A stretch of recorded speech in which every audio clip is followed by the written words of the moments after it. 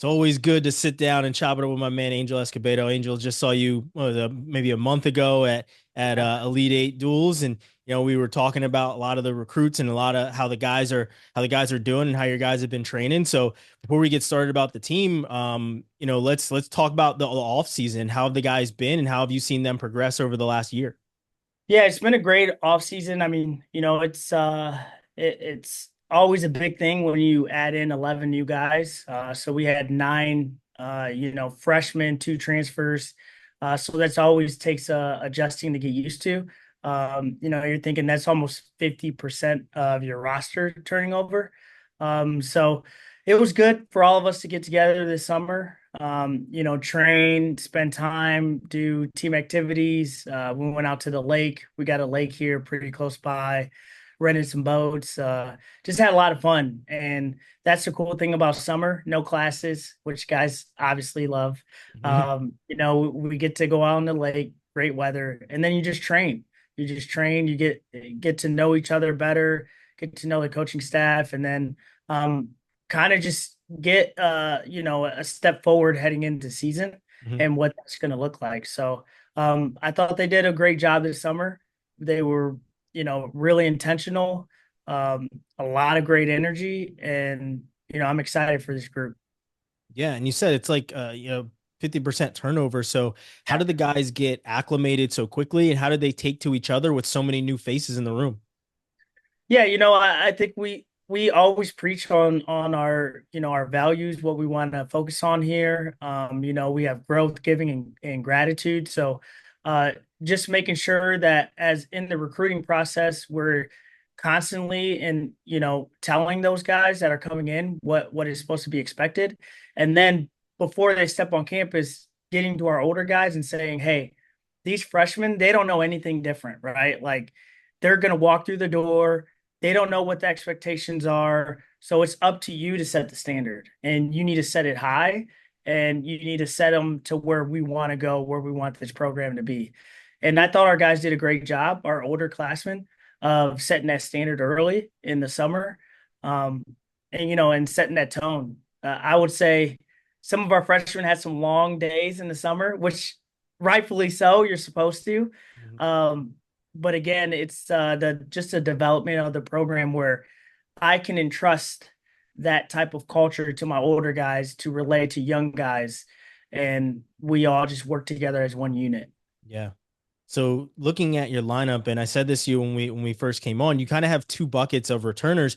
You Yeah, have a set of guys that were in the lineup for you last year, and then a set of guys that are returning from a red shirt where they were in the lineup in previous years, but then took a year off. How have you right. seen first the guys that were on that red shirt? How have you seen them come back maybe a little bit more rejuvenated, a little bit stronger, maybe a little bit bigger, and a little bit more ready for this season?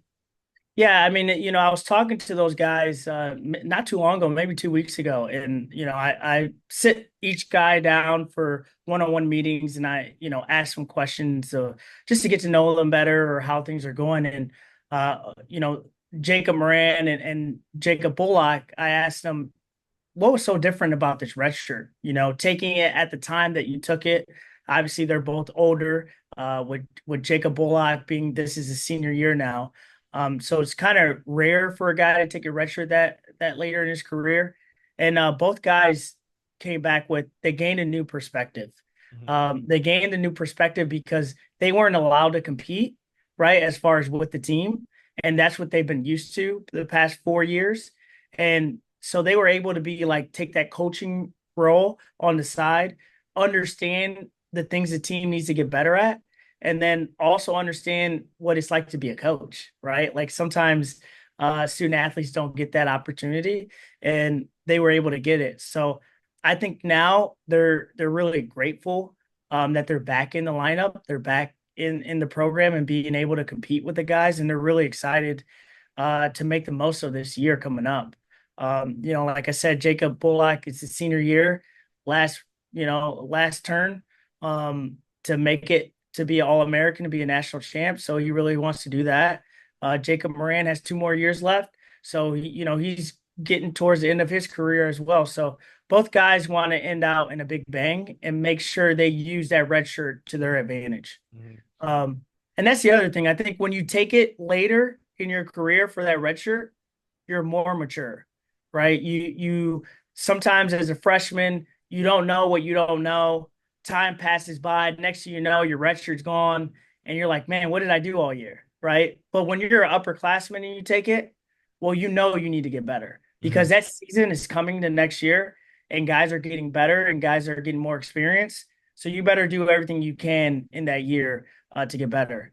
And then the other guy with, Henry Porter, he's still young, so this will be his redshirt sophomore year. So he has 3 more years left, but he's another guy too. Same thing. He wanted to go out there and compete. He was hungry. So now he's going to make the most of this season.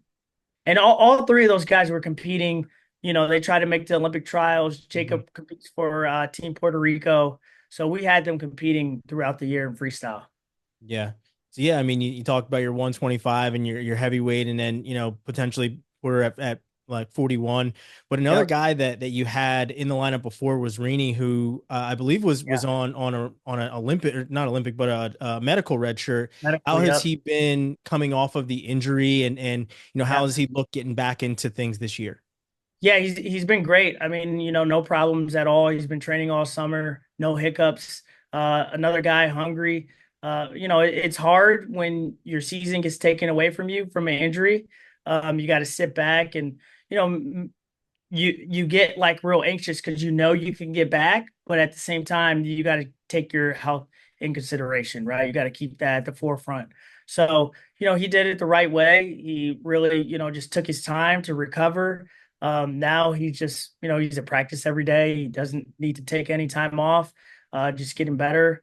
And so he's in a good spot, I would say, from this summer and even this preseason. Mhm. So in that, like I said, that other kind of bucket of guys, or guys that are returning to your lineup that were there last year, how have you Yep. seen them grow over the year? And where do you expect them? Do you expect a lot of those guys to come back in the same weight classes, or are they going to shift around? I know I've talked to a number of coaches now, and some guys are dropping, some guys are going up. Do you expect those same guys to come back into the lineup in those same Yeah, spots? we're still working on that. Guys are shifting all around. The other guy that we forgot to mention was Derek Gilcher. He Hmm. also is coming back from a medical as well. He was undefeated until he got hurt, and then he took his only loss and then had to medical out the rest of the year. But he's another guy that's returning, and same thing with him. He's hungry.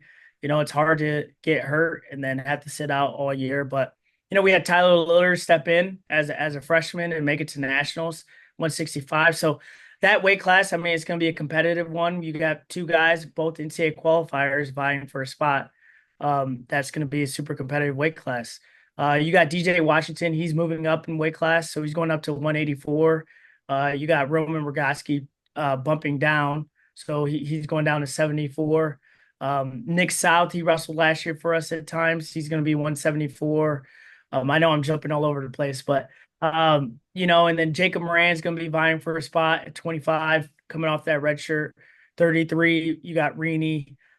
He'll be battling for a spot with another transfer, Logan Frazier. And then Moran's going to be battling with Blaine Frazier, who competed for us last year at Big Tens for us. At 41, you got Henry Porter coming off that red shirt. 49 is going to be a battle. We got Aiden Torres or Anthony Ball right now. I'm just waiting to see who's going to kind of push themselves ahead of the other guy. Set the tone and say, I'm the guy. This is my spot. 157, we have Bryce Lowry. He redshirted last year, so he'll be looking to take that spot. We got a freshman, Garvik, battling as well. 165, I already mentioned. 74, 84 mentioned. 197, Gabe Solers, he'll be returning. He was up there. He almost led the country in pins. I think he ended up third with like 13 falls. So we're excited for him. And then at heavyweight, we got Jacob Bullock coming off that red shirt. So that's kind of like what the lineup's going to look like for the most part. Obviously, we have some weights that are going to be highly contested. And that's what makes for a great program. Yeah. You competition in the room first, and then you compete out in the mat against other people later. Yeah. With those two guys, you mentioned Lowry and Gilcher, both those guys, they've won a lot for you. They've been in the lineup before. Excuse me, Lillard and Gilchrist have been in the Yeah, lineup yep. and won a lot for you guys. Could you see either one of them possibly going down or up to kind of fill a spot? Yeah, I mean, I told them, not only them, but everybody in the program, like we're not going to leave any stone unturned. We're going to, have you guys all certify at the lowest weight class you can. Hmm. That way it gives us options, for a position like them, they could have the option of going down or going up, right? The loser of that Russell off could either go 57 or try to bump up to go 74. But that way we're constantly looking to put the best lineup out there.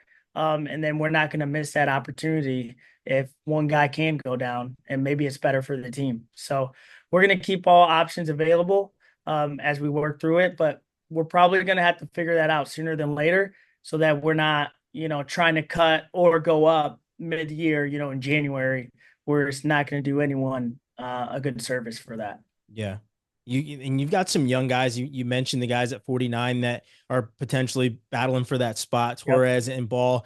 How have you seen them? And you said you're waiting for them to really step up, but how have you seen them kind of ascend and really try to take the reins at 49 so far as you guys are going into wrestle offs, I believe, later on this month?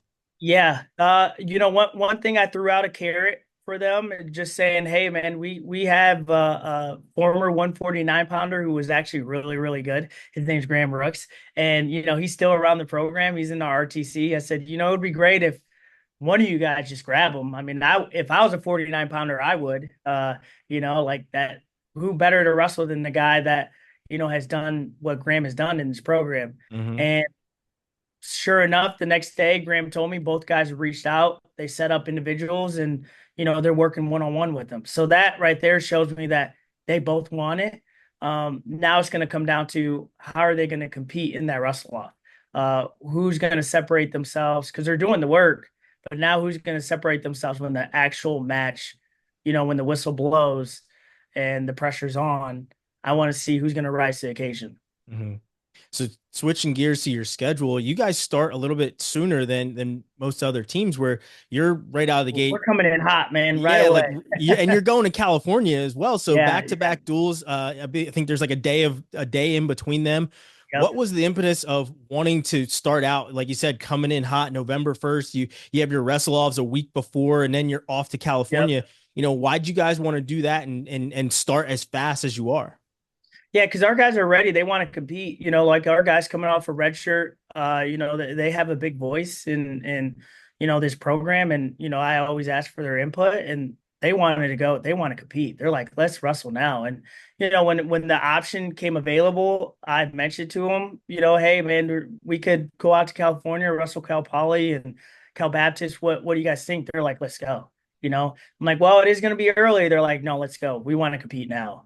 Those guys are like, we're tired of, just practicing all the time. We want to go out there and we want to, put it on the line. So that was a big consideration of mine was, are these guys, do they want to compete this early? And if they do, that means they're going to put in the work to be ready for that first competition. So it's going to be nice. Go out there already, do a Friday, Sunday match. That means our weight should be under control. We're ready for their travel and we're ready to compete. That our first half of season, that first semester, we're going to be on the road a lot, so we better Hmm. get used to it. And that was the other reason why we wanted to go out there and be on the road is like we have to get used to it because every week we're pretty much going to be on the road. So it's time for us to adjust and get ready and use it to our advantage. So what better way to start than California, right? Yeah, for sure.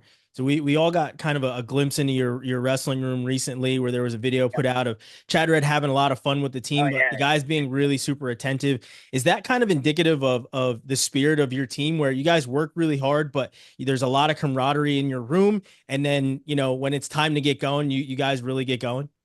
Yeah, for sure. I mean, I think that's spot on of what our team culture is all about. It's, we have fun, but we work hard. And that's expected. I'm a guy that I love hard work.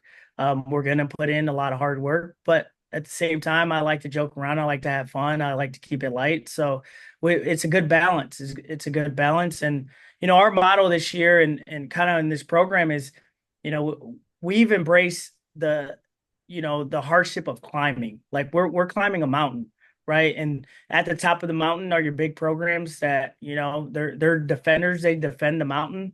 Well, we want to come up and we want to attack those programs, and we want to take them down. So it's not for everyone. It's really hard. Climbing's not an easy thing to do, but that's what we've chosen to do here at this program. And that's what we're going to continue to do day in and day out. Like we're going to climb, and as we climb, we're going to enjoy the scenery and we're going to have a lot of fun doing it, because what better way, to live life but to struggle, because that's what we are. We're wrestlers. We struggle. That's what we chose to do, and we want to continue to choose to do that. Yeah. So we talked a lot about development of your young guys, and one of the thing that's helped with development of a lot of young guys is that red shirt rule where you're allowed to have 5 dates with the younger guys, and now they're looking at expanding it. Football and wrestling were kind of those guinea pigs, as I've said to other coaches, where you guys were able to experiment with it. How have you seen it work out for you and your team over the time span that you've been able to maybe throw a young guy into the lineup instead of giving up a forfeit and allowing him to kind of get a taste of what it's like being on a Division 1 level? Yeah, it's an advantage for a wrestling program, especially you start going into, next year where it's roster limits, 30 guys. You're like, man, that for some programs that's going to be thin, and you're going to need to use your red shirts in order to not give up forfeits. And, as a sport, we don't want to do that. We don't want to be out there on national TV giving up forfeits. So if we have that option to use a freshman, that's great. It's great for the sport. And then on the other side of it, the experience as a freshman, it allows them to be a part of the team, to actually be entrenched in what it is to wrestle in a dual meet, to actually travel, to do those things where, they've always been kind of on their own. Mhm. It's like you're redshirting, you're kind of on your own, got to go pay for your own tournaments. You got to be coached by, your other teammates. I mean, that was always funky to me. I didn't really like it because they are a part of the team. They should be allowed to travel. They should be allowed to be coached. I mean, what other sport are you not allowed to do those things, right? So it's good that we are now at this, stage of wrestling where we are allowed to compete. These guys are allowed to compete 5 times. They can travel with the team. They can get that type of, you know, team ownership that they need to have as a freshman. And then it allows them to be held accountable. It's like, well, let's see what you're doing with your redshirt year. Are you really trying to get better? Because if you're not, and we throw you out there, it's going to truly show. Yeah. And I think, kids are understanding that. It's like, man, I might be called up. I could be called up at any moment. And that type of added pressure is good for any freshman, because it's going to continue that development that you want throughout their career. Mhm.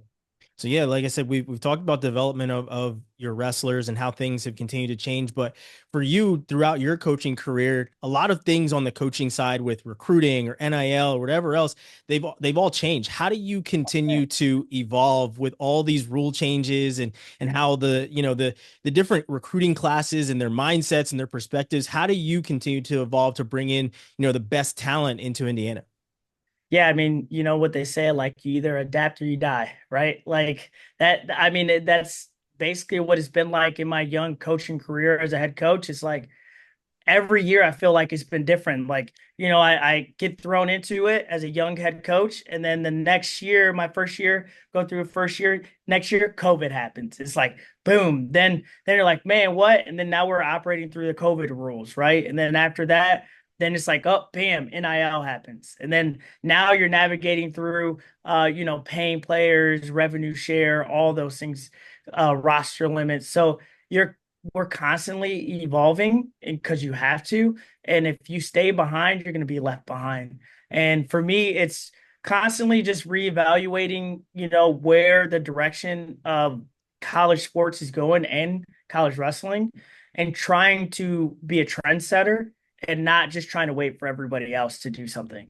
Right. I think that's what winners do. They try to optimize on, opportunities, and sometimes you find opportunities in, bad environments, I would say, right? Like I always use the analogy, in a stock market crash, there's a lot of people that are losing a lot of money, but there's always those people that take advantage of the stock market crash and they make a lot of money at the Mhm. time, right? So it's like as we're navigating through this crisis per se, it's like what are we doing to try to stay ahead of it and make money uh as you know the stock market crashes? Because you could be doom and gloom, but I feel like that's going to do nothing for us, right? It's like where are the opportunities that I could take advantage of through this whole landscape as we're shifting and wherever it's going to be. I mean, I don't even know where it's going to end up, but all I know is that I'm going to try to be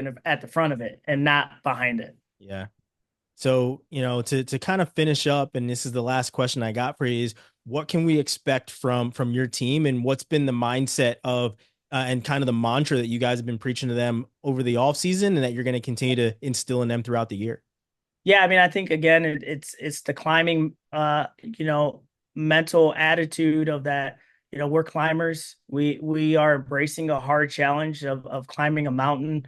We're gonna, appreciate the journey of that climb.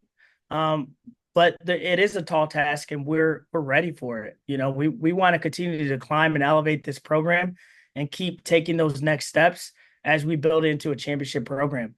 I think we have a lot of great guys in this room. I think we have a great culture, and I think we're winners, and I would say I don't think I know we're winners.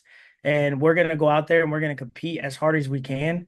We're gonna put on a show, we're gonna be fun, and at the same time, we're gonna enjoy it. We're gonna have fun, we're gonna have, a smile on our face. We're gonna embrace the ups and the downs just like you would in a climb. And we're gonna make the most of this moment and the season. So I'm excited for these guys. They put in a lot of hard work, and as a coach, when you see guys put in all that hard work, you want what's best for them. You want them to achieve their goals, and I know me and my staff are going to do everything we can to help them achieve those goals. So it should be a fun season. It Yeah, should be for a fun sure, season. for sure. Man, I really appreciate you sitting down and chopping it up with me and talking about your team. And, I can't wait to see what comes from you guys. So, again, I appreciate it and good luck this year. Yeah, thank you. Appreciate it.